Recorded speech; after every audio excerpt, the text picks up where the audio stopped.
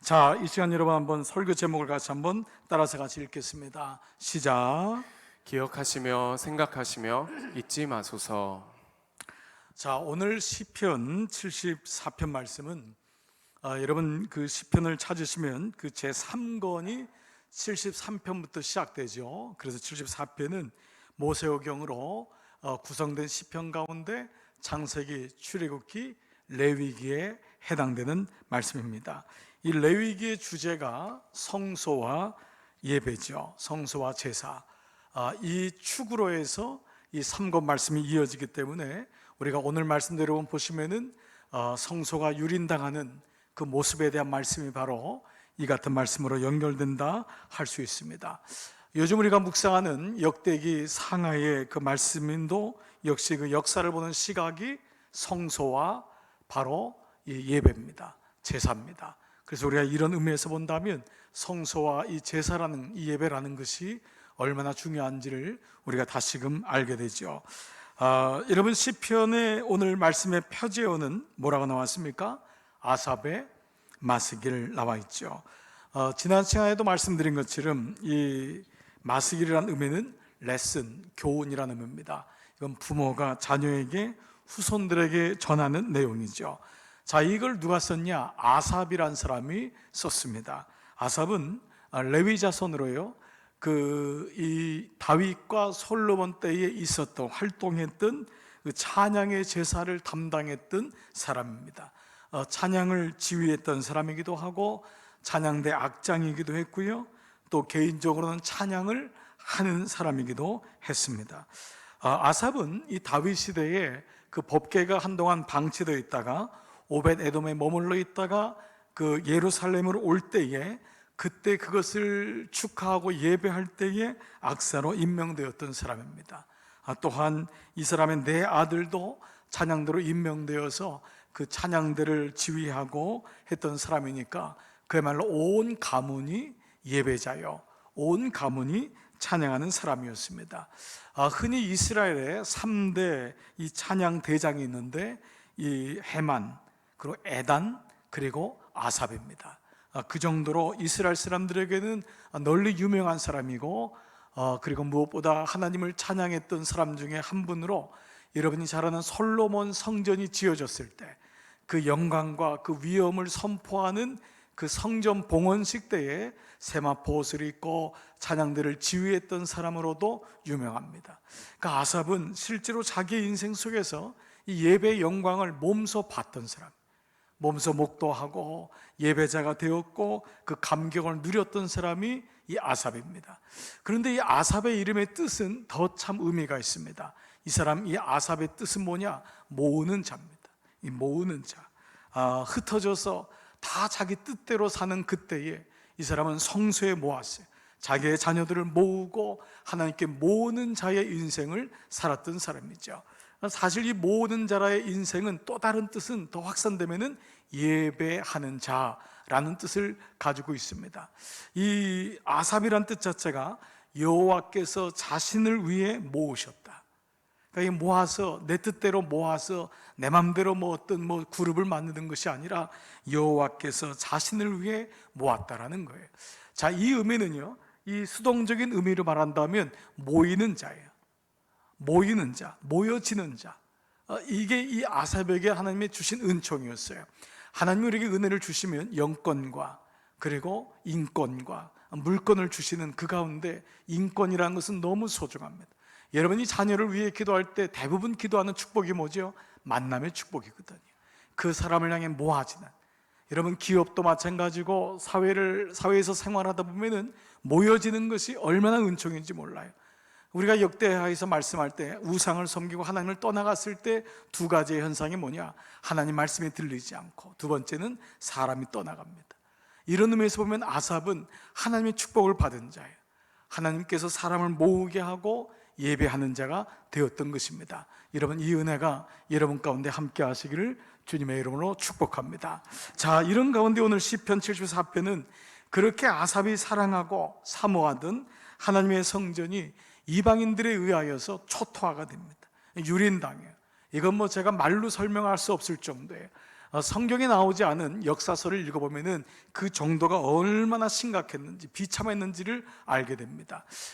역사 속에서 이 솔로몬의 성전이 무너지고 유린당한 건 크게 3번이지만은 대표적으로는 2번을 얘기합니다. 한 번은 586년 BC 주전 586년에 바벨론에 의하여서 이스라엘이 멸망당합니다. 바로 1년 전, 그 1년 전에 예루살렘이 멸망당하면서 성전이 유린됩니다. 그래서 BC 587년에 바벨론에 의해서 유린된 게 가장 큰 사건이고, 그리고 예수님께서 여러분 예언하신 게 뭐죠? 장차 그 곧 예루살렘이 돌 위에 돌 하나 남지 않을 것이다. 바로 그 말씀이, 바로 예언이 이루어진 것이 바로 이 디도 장군, 로마의 티투스라고 하는 나중에 황제가 되죠. 이 사람에 의하여서 완전히 유린됩니다. 정말 돌 위에 돌 하나 남잖아요. 왜냐하면 모든 금원들이 화재가 나가지고 녹으면서 돌 사이로 스며들어가서 그 돌을 깨가지고 가는 이방인들이 생긴 거예요. 로마인들이 모두 돌을 자루에다 담아가느라고 돌 위에 돌 하나 남지 않는, 예수님 말씀이 성취된 사건이 바로 그때의 비극입니다. 이스라엘 사람들에게 성전은 어떤 의미일까요? 여러분, 이건 뭐 말로 할 수가 없습니다. 물론 하나님이란 존재를 성전 안에 가둘 수 있는 것은 아니지만, 성전을 상징적으로 통하여서 우리는 하나님의 백성이고, 우리는 예배하는 백성이고, 우리는 그렇게 지어졌다고 하는 나라적인 정체성을 가진, 그야말로 이 성전은 그 나라예요. 그것은 생명이에요. 근데 그 생명이, 그 나라가 무너지는 거예요. 이거를 시인이 목도하면서 이 과정을 쓴 것이 오늘 이 시편 74편 말씀입니다. 자, 그런데 그렇다면 아삽은 다윗과 솔로몬 시대에 살았기 때문에 이 시대는 아니잖아요. 그러면 이 시는 누가 썼냐? 바로 아삽의 후손들이나 믿음의 자손들이 예루살렘이 멸망되는 걸 목도하고 너무 가슴 아파서 하나님을 찾을 때에 아삽을 떠올렸던 거예요. 그 믿음의 조상, 우리 할아버지 그 아삽이 그렇게 사모하고 그렇게 소중히 여겼던 이 성전이 무너졌던 것을 아파하면서 아삽의 이름으로 썼던 시가 바로 오늘 74편의 시입니다. 자, 얼마나 힘들었을까요? 얼마나 원망이 오고 얼마나 낙담하고 얼마나 절망했을까요? 그야말로 생떼 같은 자식을 잃어버린 것 같고 자기의 온 생명을 잃어버린 것 같은 그런 마음이었을 것 같아요. 그래서 오늘 1절에서 시인은 어찌하여란 말을 2번이나 씁니다. 자, 한번 같이 1절 말씀 같이 읽겠습니다. 시작. 하나님이여, 주께서 어찌하여 우리를 영원히 버리시나이까? 어찌하여 주께서 기르시는 양을 향하여 진노의 연기를 뿜으시나이까? 자, 여기 어찌하여란 말이 2번이나 나오죠. 어찌하여 우리를 버리시나이까? 그것도 영원히 버리시나이까? 그러면서 뭐라고 하죠? 주께서 기르시는 양을 향하여. 자기들을 뭐라고 표현했냐? 주께서 기르시는 양을 향하여 진노의 연기를 뿜으시나이까? 그러면서 2절에는 우리를 기억해 주세요, 생각해 주세요라고 탄원합니다. 자, 2절입니다. 시작. 옛적부터 얻으시고 속량하사 주의 기업의 지파로 삼으신 주의 회중을 기억하시며 주께서 계시던 시온산도 생각하소서. 자, 주의 회중은 뭐예요? 이스라엘 백성들. 시온산은 예루살렘에 있는 그곳, 성전, 그것을 생각하소서. 자, 그런데 이 시인이 1절과 2절에 뭐라고 말씀하냐 하면, 주님, 우리는 당신의 기르시는 양 아닙니까? 그런데 어찌 이 양들을 향하여서 진노 연기를 뿜으시나이까? 라고 탄원합니다. 그런데 사실이요, 우리가 이 말씀을 묵상하면서 한 가지 알 것은, 이스라엘 사람들은 자신들이 양이라고 하는 것에 대해서 탐탁지 않게 생각했어요. 그걸 기뻐하지 않았어요. 왜냐하면 이스라엘 사람들이 가장 많은 욕이 뭐냐 하면 양 같은 놈입니다. 가장 안 좋게 썼어요. 그리고 이스라엘 사람들은 대대로 3가지 직업을 가장 미천하게 생각했는데, 그것이 세리요, 창기요, 그리고 한 가지가 목자입니다. 여러분, 다윗이 목동이랬다는 것은 이건 근사한 낭만적인 게 아닙니다. 그야말로 아버지도 버린 자식이란 말이에요. 양똥치기하고 양 같은 놈이다, 이런 의미를 가지고 있습니다. 예수님이 그 탄생하실 때 목자들에 의해서 비춤을 먼저 발견된 것은 의외였습니다. 그는 목자는 버림받은 사람이거든요. 모든 사람이 편안히 잘 때 찬이슬을 맞으면서 바깥에서 자야 되는 그런 사람, 그 사람이 바로 목자요, 목동인 거예요. 그러니 스스로가 양 같은 우리라고 하는 이 말은 그야말로 역적반하장인 거예요. 사실 이사야는 오래전부터 우리는 다 양 같다라는 말을 했지만 이스라엘은 양으로 자신들을 생각하지 않았던 거예요. 53장 6절에 보시면요, 이사야가 이렇게 말해요. 우리는 다 양 같아서. 우리는 다 양 같은 거예요. 이스라엘 백성이 이것을 탐탁지 않다 해도 하나님, 우리는 다 양 같아서 어떻게 했냐?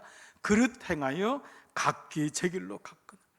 우리가 이렇게 하나님 떠났고 내가 주인 되어 살았고 내가 범죄하여 살았음을 얘기하고 있습니다.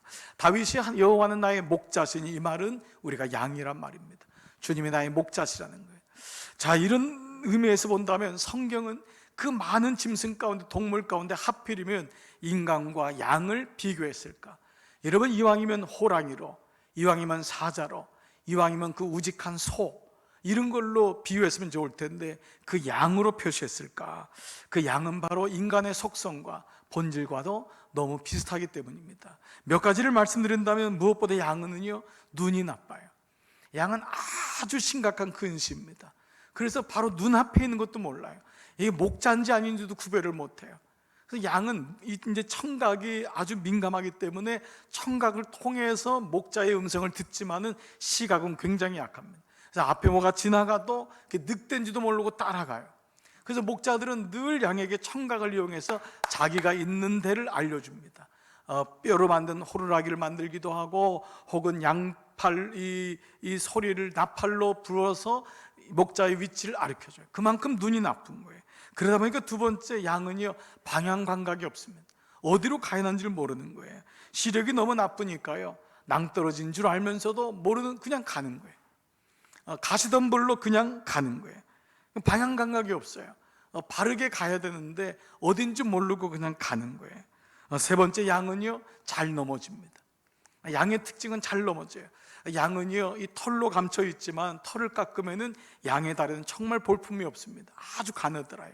짧아요.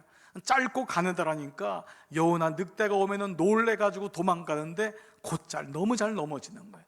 문제는 뭐냐? 네 번째, 넘어지는데 잘 뒤집어져요. 이 뒤집어지면 못 일어나요. 이게 양의 문제입니다. 그러면 못 일어나면은요, 한여름에는 벌레가 들어와서 자기 살을 파먹는데도 일어나질 못하니까 그대로 죽는 경우도 있고요. 때로는 늑대가 오는데도 일어나질 못해요. 그래서 꼭 목자가 세워줘야지만이 일어나는, 이것이 또 양의 연약함이에요. 자, 그런데 그 중에 가장 다섯 번째는 양이 이기적이라는 거예요. 여러분이 생각할 때 양은 대단히 온순하고 협력을 잘할 것 같은데 동물학자들에 의하면 양은 그렇지 않아요. 양은 대단히 이기적이어가지고요, 자기도 어린 새끼가 와서 젖을 달라고 하는데도 밀어내는 게 양이랍니다. 그리고 자기하고 냄새가 다르거나 다른 지역에서 오면은 밀어내요. 양은 자기 먹을 것만 먹어요. 그래서 양을 함께 이렇게 모으는 데는 목자가 꼭 지켜봐 줘야 되고, 그렇게 같이 섞어 놓은 것도 그 이유입니다. 자, 이 여러 가지를 보면은 이게 뭐냐? 양은 손이 가장 많이 가는 짐승 중에 하나가 양입니다. 2부 예배 때 우리 어린아이, 우리 이제 처음 교회 와서 우리 아기가 축복했습니다. 축복받고 기도했는데, 여러분 아기를 보면 어떤 생각이 들죠? 얼마나 손이 많이 갑니까? 그러면 그 아기가 여러분 초등학교 들어가면 손이 안 가나요? 여러분 중학교 들어가면 손이 안 가나요? 대학교 들어가면 손이 안 가나요? 더 갑니다, 여러분. 더가. 귀 있는 자는 들을지어다. 더 가요. 인생이 끝이 없어요. 결혼하면 땡인가요? 그 다음부터 또 불러요. 계속 손이 가요. 인생처럼 손이 많이 가는 게 없듯이 이 양처럼 손이 많이 가는 게 없어요. 그리고 양은 절대 혼자 독립이 안 돼요. 홀로 서기가 안 되는 게 바로 양이라는 것입니다. 무슨 말이죠? 양에게는 목자가 필연적으로 필요한 거예요. 바로 그렇기 때문에 인생을 우리는 다 양 같았어요.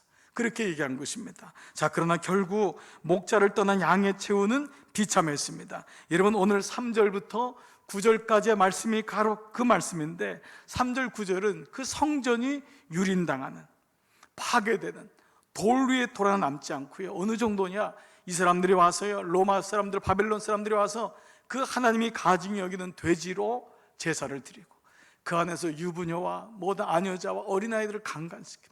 노인들을 다 죽입니다. 다 떨어뜨리고 불태워 죽이고 성전의 기구들을 다 뺏어갑니다. 이 그림을 역사와 성경을 통해서 그렸던 사람이 1800년도 중반에 이탈리아 화가였던 프란시스코 하예지라고 하는 분이 그린 그림이 있는데요, 그 중에 두 그림을 여러분 소개시켜 드릴게요. 이런 그림이에요. 번제단에서 떨어뜨리고 저 안에서 다 불을 지피고 저 안에 다 이스라엘 백성들이 들어가요. 하나님이 성전을 안전하겠다고 다 굶겨 죽입니다.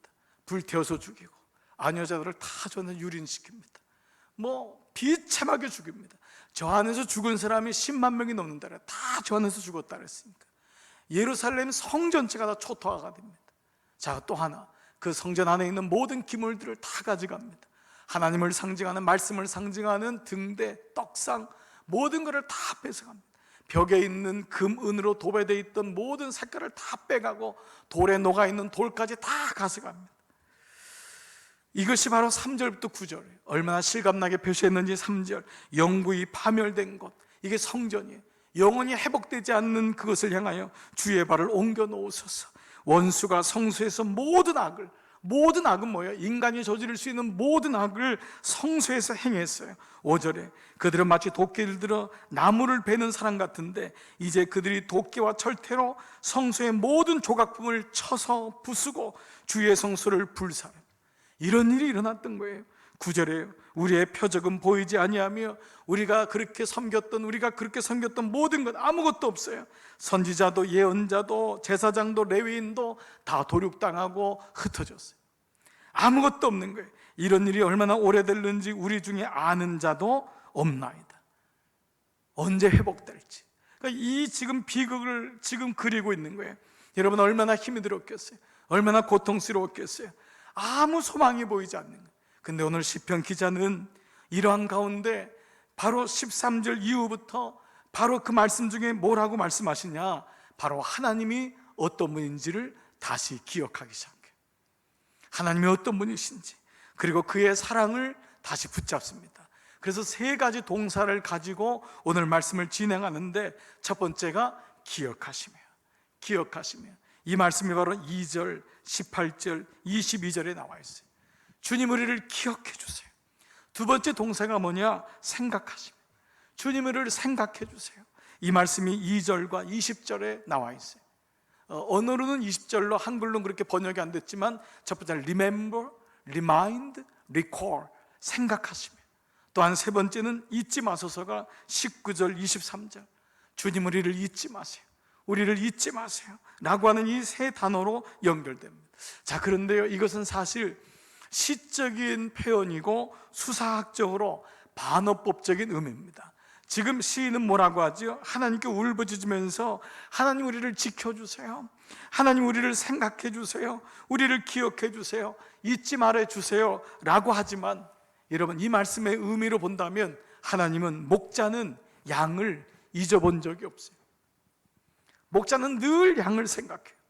이스라엘 백성을 한 번도 기억에서 놓친 적이 없어요. 심지어는 나의 손바닥에 새겼다고 했어요. 근데 이 말의 의미는 뭐죠? 이 말은 하나님이 잊은 적이 없음에도 불구하고 반어법적인 거예요. 이제 이 시인은 뭐라고 하냐? 이스라엘이여, 이제 우리가 이런 일을 당하였는데 이래도 하나님을 기억하지 않겠느냐? 이래도 하나님을 잊어버리겠느냐? 하나님을 생각하자. 하나님을 잊지 말자. 그의 언약을 붙잡자. 하나님 잊으면 안 된다라고 하는 반어법적인 고백인 거예요. 우리가 이 말씀을 묵상하면요, 부모 자녀 사이를 금방 우리가 알 수 있습니다. 여러분이 자녀를 잊어보신 적이 있나요? 자녀를 잊어버리신 적이 있으세요? 여기 부모님들 중에 아침에 일어나기만 해도 이놈 잘 있나? 도대체 뭐 하고 있는 건지, 연락은 없고 잘하겠지, 늘 걱정인 거예요. 근데 여러분, 자녀는요, 사실 여러분 미안하지만 여러분만큼이나, 아니 여러분 반도 여러분 생각하지 않습니다. 늘 자기 중심일 수밖에 없어요. 이게 양이에요. 그래서 여러분이 그 자녀가 전화 한 번 오면은 그렇게 고마운 거잖아요.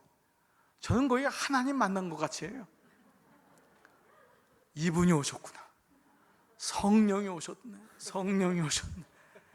전화 받으면 얼마나 제가 겸손하고 겸비하게 전화를 받으면서 어떻게 지내시냐고, 옥체는 괜찮으시냐고, 불편은 없으시냐고, 그래도 얼마나 피죽피죽 그냥 할 말 다 하고 지할만하고 끊어버릴 때마다. 그래도 저는 그냥 그게 고마운 거예요. 그게 자녀예요. 여러분, 어떤 사람이 효자라고 했습니까? 효자가 뭐 딴 게 아니에요. 자주 부모님 생각해주고 그 마음에 있으면 효자라고 하는데, 우리가 이 말씀을 봐보세요. 여러분, 이 말씀에서 하나님이 우리를 잊으신 적이 어딨냔 말이에요. 생각하지 않은 적이 어딨냔 말이에요. 이 말은 반어법적이에요. 여러분, 이제 우리가 하나님을 생각해야 돼요. 우리가 하나님을 기억해야 돼요. 우리가 하나님을 잊으면 안 돼요 라고 하는 이 고백이 바로 시편 74편, 누구처럼? 우리의 믿음의 조상 아삽처럼. 그분이 그렇게 성소에서 하나님을 예배하고 그렇게 성전을 그리워했던 것처럼, 우리 이제 성전을 잃고 나 보니까 이제 알지 않았냐고, 이제 회개해야 된다고, 이제 주님께로 돌아가야 된다. 바로 이 말씀이 바로 이 오늘 본문의 내용인 것입니다. 이런 의미에서요, 저는 제가 이 말씀을 묵상하면서 제가 좋아하는 이 영어의 이 이니셜로 딴 세 가지 단어인데, 이 세 가지 단어가 생각이 났어요. 첫 번째가 chance, 두 번째가 choice, 세 번째가 change, 기회, 선택, 변화. 근데 사실 이 세 단어가 제가 좋아하는 단어가 아니라 성경에 나와 있는 단어예요. 하나님은 모든 악인일지라도 하나님이 그 모두에게 복음을 주셨어요. 하나님의 사랑을 전해주셨어요. 이스라엘 백성을 선민으로 삼고 그들에게 당신을 보여주셨어요. 그들에게 기회를 주신 거예요. 그래서 그들이 그 기회를 잘 선용해야 되는데, 그들은 그것이 당연하게 여겨졌어요. 부모의 사랑을 당연히 여긴 거예요. 이게 너무도 귀한 건데 당연히 여기니까 어떻게 했습니까? 나중에 이방신들을 섬기고 우상을 섬기고 가증 여기고 음란하고 하나님을 떠나간 거예요. 결국 변화를 갖지 못하는 인생을 살았던 것이에요. 오늘 이 말씀 속에서 본다면은, 오늘 이 기회를 놓쳐버린 이스라엘 백성을 향해서 하나님을 향해 뭐라고 해요? 하나님, 한 번만 더 기회를 주세요. 한 번만 더 저희가 선택을 할 수 있도록 우리를 잊지 말아주세요. 바로 이 고백, 우리의 조상 아삽처럼 바로 이 말씀을 하고 있는 것입니다. 여러분, 이 말씀은 우리에게도 마찬가지 아닙니까? 오늘 이 말씀을 듣는 우리에게 이제는 볼이 오는 거예요. 시편은 옛날 사람의 시편이 아니라 바로 나의 시편이라면, 내가 그 시편을 써내려간다면 오늘 나에게도 동일한 은혜가 있는 거예요. 여러분은 어떻게 하나님을 기억하고 어떻게 하나님을 생각하고 있고 어떻게 하나님을 잊지 않고 있는지, 오늘 이 말씀이 바로 그 말씀인 거예요.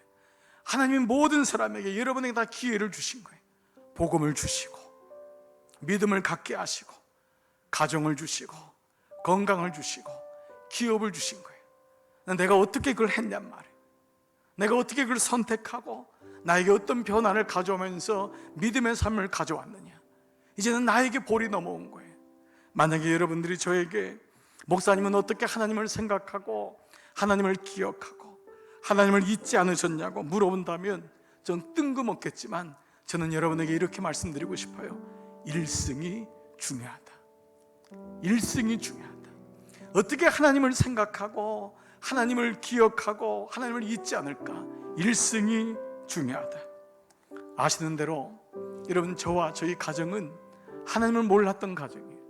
근데 제가 복음을 듣고 나니까, 복음을 알고 나니까 복음대로 살고 싶은데 살 방법을 모르겠는 거예요. 부모님이 예수님을 알고 믿음 생활하면 가르쳐 줄 텐데 친지 중에도 친구 중에도 아무도 없었어요. 그리고 신학교를 갔는데요, 신학교에는 친구들이 다 아버지가 목사님이요, 장로님이요, 권사님이요, 최소한 집사님이더라고요. 어떻게 신학 공부를 하고 어떻게 목회를 해야 되고 어떻게 영성을 길러야 되고 이런 거를 얘기를 다 듣고 있던데, 저는 누구한테 물어볼 수도 없고 가르쳐 주는 사람도 없고 배울 데도 없는 거예요. 정말 막막하더라고요. 그때부터 제 마음속에 이런 생각이 들었어요. 하루만 견뎌보자. 중간에 신학을 포기하고 싶을 때가 얼마나 많았는지 몰라요. 한 학기만 버텨보자. 1년만 버텨보자. 그리고 처음에 파트타임 전수를 갔을 때 누구 하나 알고 어떻게 했는지 모를 때 이거 여기 한 번만 지켜보자, 견뎌보자, 이 믿음을 지켜보자, 이런 마음을 가지고 또 전도사로 가고 목사로 가서도 마찬가지였어요. 1년만 견뎌보자, 2년만 견뎌보자. 그 처음 1승만 해보자. 성전건축 지난 목회 속에서 3번을 할 수 있었어요. 그 3번 하면서도 똑같았어요. 한 번 할 때마다 늘 아슬아슬하고 늘 너무너무 힘들었어요. 목회 30년 하고 우리 교회 정도 되면은 좀 여유 있게 가면 좋으련만 저는 지금도 살얼음을 걸어요. 주님, 올해만 잘 넘겨가게 해주세요. 우리 교우들 이번만 잘 넘겨가게 해주세요. 그러면 1승만 하면은 2승 할 수 있고 2승 하면은 3승 할 수 있으니까. 근데 보니까요, 지난 30년 그렇게 와 있더라고요. 1승 했더니 30승을 하면서 매년마다 와 있더라고요. 여전히 부족하고 여전히 약한 부분이 많지만, 그래, 하루만 견뎌보자. 하루만 죄짓지 말고 하루만 최선을 다해보고 하루만 이겨보자. 오늘 2부 예배 끝나고 우리 암에 걸려서 힘들어하고 있는 교우 한 분이 위에 올라와서 남편이랑 어머니랑 같이 기도하고 같이 축복하고 격려했어요. 그래서 이 말씀을 드렸어요. 하루만 살아. 하루만 견뎌라. 그럼 일주일 되고, 일주일이 한 달 된다. 한 달이 1년 된다. 그러니까 하루만 견뎌라. 어머니가 하시는 말씀이 그러는 거예요. 목사님, 딸이 너무 요즘 마음에 평안이 온대요. 너무 잘 견디고 있대요. 예배 때마다 어김없이 와서 기도받고 그 마음속에 하루만 살겠다, 하루만 견뎌보겠다. 여러분, 이것이 개인도 마찬가지고 여러분의 가정도 마찬가지 아닙니까? 기업도 마찬가지 아닙니까? 내일지도 몰라요. 장래일도 몰라요. 우리가 내일 일을 어떻게 알고 장래일을 어떻게 알아요? 하루 사는 것입니다. 1승 해보는 것입니다. 그 하루 동안 하나님 잊지 않고 하나님 생각하고 하나님 기억하고 사는 것입니다. 근데 그 하루가 여러분에게 지금까지 온 것처럼, 주님, 나도 오늘 하루를 살면서 하나님 생각하고 살게 하소서, 하나님 잊지 말게 하소서, 하나님 기억하며 살게 하소서. 이 은혜가 오늘 아삽의 시를 통하여서 우리에게 교훈이 되고 우리에게 반면교사가 되는 것입니다. 오늘 이 아침 여러분 모두를 축복합니다. 오늘 하나님이 우리를 생각하시고 기억하시고 잊지 아니하십니다. 여러분, 그분은 절대 잊는 분이 아니에요. 그러면 우리가 해야 될 게 있어요. 매 순간마다 하나님 생각하시기 바랍니다. 하나님 잊지 마시기 바랍니다. 하나님을 꼭 붙잡으시기 바랍니다. 이번 한 주간도 이 믿음 가지고 1승한다, 하루 산다, 한 주간 산다. 여러분의 은혜가, 하나님의 은혜가 여러분 가운데 함께 하시기를 주님의 이름으로 축복합니다. 이 시간 여러분 함께 말씀 붙잡고 기도할 때에 여러분 지금 어려운 분이 있습니까? 위기라고 생각하는 분이 있습니까? 주님, 내가 하루만 견디게 없어서, 1승하게 없어서. 주님, 그래서 내게 주신 찬스, 기회 잘 선택하게 하시고 이 선택을 통하여 놀라운 변화를 경험하게 하여 주시옵소서. 여러분, 이 말씀을 여러분의 시로 고백하시면서 함께 기도하며 나가시겠습니다. 살아계신 아버지, 감사합니다. 하나님, 오늘 이 시간 말씀을 드렸습니다. 이 말씀이 내 말씀 되게 하시고 이 말씀 붙들고 하루하루 살아가는 믿음의 종들이 되게 하여 주시옵소서. 주님, 오늘 이 아침 이 아삽의 시가 내 시가 되게 하시고 이 아삽의 고백이 내 고백 되기를 원하고 기도합니다. 하나님, 생각하기를 원하고 기억하기를 원하고 하나님 잊지 않겠습니다. 그래서 우리에게 어떠한 일이 있고 고난이 오고 성전이 초토화가 되고 이런 어려움이 오더라도 주님, 나는 주님이 어떠하심을 꼭 기억하며 믿음으로 살아가겠습니다. 오늘 이 고백을 하는 종들마다 주의 은총으로 꼭 붙잡아 주시옵소서. 두려워하지 말라, 놀라지 말라. 주님이 너와 함께할 것이니라. 아버지, 감사합니다. 오늘 예배를 드리며 이 말씀을 나의 말씀으로 삼습니다. 또한 이 시간 우리 몸된 교회를 위해 축복합니다. 오늘 이 시간 예배 가운데 우리 하나님 2021년도 우리 교회 임명하신 직분자들과 새로운 신천 직분자들, 또 명예 집사님, 권사님들을 또 올려드리는 시간을 갖게 하심을 감사합니다. 교회에 아름다운 근육들이 붙게 하시고 한 해 한 해 믿음으로 회복되어 이전에 주셨던 그 아름답고 귀한 그 믿음의 역사들이 우리 다시 일어나고 이것이 자녀 손손이 이어지는 귀한 믿음의 역사들이 오늘도 당회를 통하여 우리의 모임을 통하여 함께하여 주시옵소서. 예수님의 이름으로 기도드리옵나이다. 아멘.